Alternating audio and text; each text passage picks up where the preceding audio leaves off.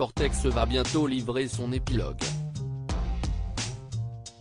Pour nos confrères de Télé Loisirs, Thomas Sisley, la tête d'affiche de Balthazar, l'un des grands succès de TF1, a révélé comment la première chaîne avait essayé de le détourner de la mini-série de France 2, sans y parvenir.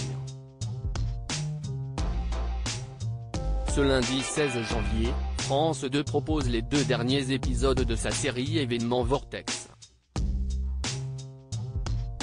Depuis plusieurs semaines déjà, près de 4 millions de curieux se sont passionnés pour l'enquête policière matinée de science-fiction de France 2 écrite par les scénaristes Camille Coisse et Sarah Farkas, sur une idée du roi du polar hexagonal, Franck Tillier.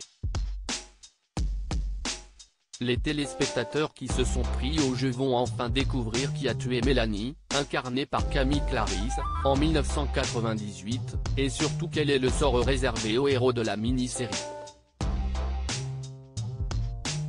Un heureux épilogue est-il envisageable pour les protagonistes du drame?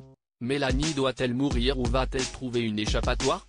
Quel avenir pour Ludovic, Sam, Parvana et Juliette?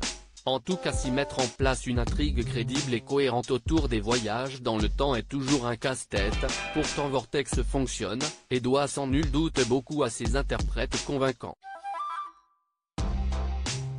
Un choix risqué, loin très loin de Balthazar. Camille Clarisse, dont France 2 pourtant ne voulait pas, est une bouleversante Mélanie, prête à se sacrifier encore et toujours pour le bonheur des siens. Zineb Triki est une Parvana remarquable de loyauté et de dignité, qui rend le dilemme du héros parfaitement crédible. Il n'y a pas, dans ce triangle amoureux, de méchants ou de gentils, juste des âmes piégées dans une mécanique infernale, et qui font de leur mieux avec les cartes qui leur ont été distribuées.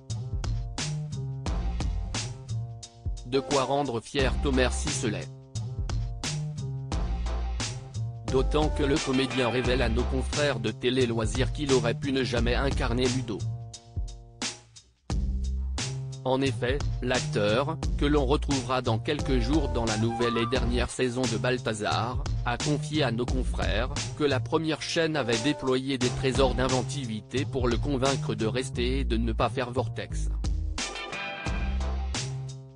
TF1 m'a proposé une tonne de projets pour que je ne parte pas sur France 2, mais c'était impossible de refuser un tel challenge, a-t-il déclaré. L'idée avec Vortex, c'est bien évidemment de faire autre chose que dans Balthazar. Mission accomplie.